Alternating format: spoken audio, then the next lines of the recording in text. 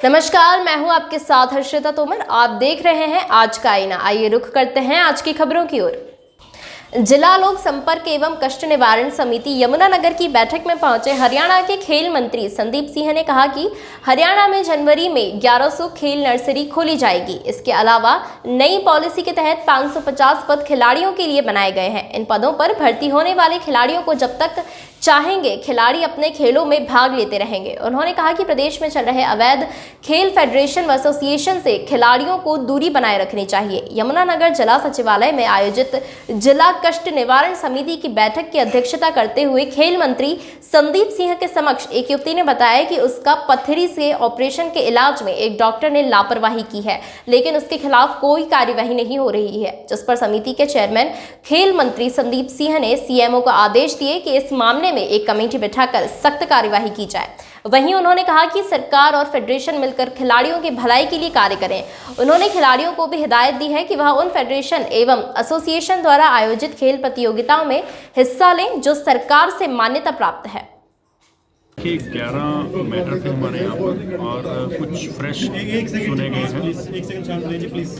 और इसमें 11 में से हमने 4 जो हैं वो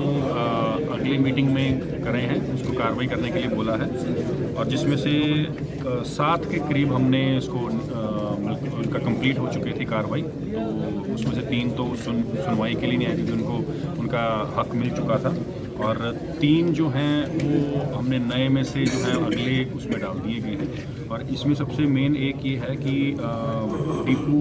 लाइसेंस होल्डर थे, उनकी काफ़ी शिकायतें थी और उसमें उनकी रिकवरी भी कर दी गई है, लेकिन फिर भी उनका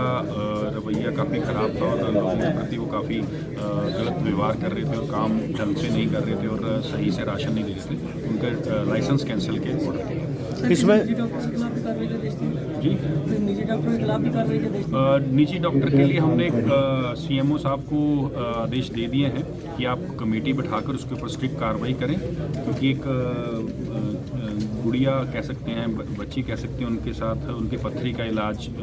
ऑपरेशन होना था, तो वो नेग्लिजेंसी अनगैली जिसको बोलते हैं उसके कारण से वो पीड़ित हैं अभी भी और उसकी कार्रवाई भी करनी है और उसको मैंने रिकवरी के लिए भी उनको कहा कि इसकी रिकवरी भी करवाई जाए। इसमें सर आप खेल मंत्री में अभी अब नई जिम्मेवारी मिली है हरियाणा ओलंपिक एसोसिएशन की, तो अब किस तरह से मतलब ओलंपिक में पदक ज़्यादा है, भारत का नाम रोशन हो हरियाणा को, तो किस तरह से आप आगे देखेंगे? देखिए, सबसे बड़ी बात होती है कि जब आप सरकार में हैं तो आप पॉलिसीज़ बना सकते हैं, आप इंफ्रा तैयार कर सकते हैं, आप खिलाड़ियों के लिए कैश अवार्ड दे सकते हैं, खिलाड़ियों के लिए नौकरी दे सकते हैं, लेकिन जब एसोसिएशंस और फेडरेशंस की बात आती है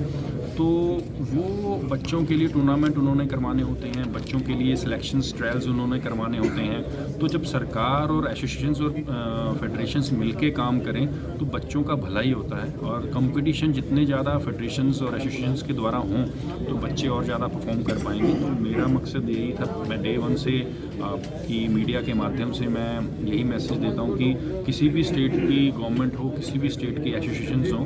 वो सरकार के साथ मिलकर काम करेंगे तो बच्चों का ज़्यादा भला होगा। कई जगह पर ये सुनने को मिलता है, हमारे हरियाणा में भी कई जगह पर पहले ऐसा था कि 2-2, 3-3 फेडरेशन बनी हुई थी एक गेम की, जिससे बच्चे गुमराह होते थे। तो इन चीज़ों से हमने अपने बच्चों को बचाना है, क्योंकि जो सही हैं और सही काम कर रहे हैं और जिनकी फेडरेशन को मान्यता प्राप्त है वही फेडरेशन काम करे, बच्चे गुमराह ना हो। क्योंकि कई बार ऐसा देखने को मिला है कि जो एडमिनिस्ट्रेटिव लगा हुआ था HOA के ऊपर, तो जो हमारे रिटायर्ड जस्टिस जो एडमिनिस्ट्रेटिव थे जो उन्होंने इसको कई फेडरेशंस को जो सिर्फ वोटिंग पावर के लिए कह सकते हैं या सिर्फ एक पद के लिए जो बनी हुई थी, जो रिकॉग्नाइज नहीं थी IOA में, इंडियन ओलंपिक एसोसिएशन, और उसी गेम की जो नेशनल फेडरेशन है उसमें रिकॉग्नाइज नहीं थी, तो उनको उन्होंने इसमें वोटिंग पावर से बाहर किया था। और जो अभी जिनके पास वोटिंग पावर थी वो उनके पास मान्यता है। और मैं अपील भी करता हूँ खिलाड़ियों से भी और फेडरेशन के जितने भी दूसरी जो अलग अलग गेम्स के मेंबर्स हैं कि वो बच्चों के लिए करें, क्योंकि हम अगर किसी पोस्ट पर बैठे हैं तो बच्चों के लिए बैठे हैं। इसमें सर जब खिलाड़ियों को सर आप कैसे मतलब क्या जो है रिपीट अगेन सर, जो खिलाड़ी हैं जो अनऑथराइज्ड जो फेडरेशन है उनके थ्रू वो ना खेलें, उसके लिए सर आप क्या कर रहे हैं? देखिए वो टूर्नामेंट हम अगर कहीं हमारे संज्ञान में आता है ऐसा कोई अनऑथराइज्ड फेडरेशन कोई करवाती है तो डेफिनेटली हम वहाँ के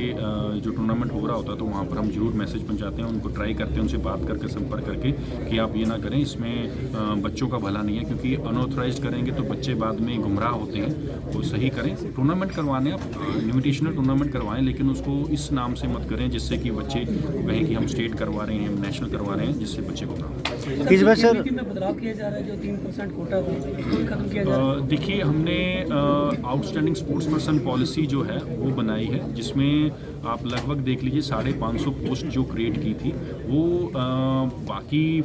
जो डिपार्टमेंट में या बाकियों में जो होती थी उसमें क्या होता था कि आप नौकरी लग जाते, आप गेम नहीं कर पाते, आप प्रैक्टिस नहीं कर पाते, आपको डे 1 से ही ऑफिस में काम करना पड़ेगा। तो जो अभी पॉलिसी है वो इसी आधार पर बनी है कि जिससे कि बच्चा जब तक खेल सकता है खेले, और उसके बाद जब वो अपनी स्पोर्ट्स करियर से संन्यास लेता है तो वो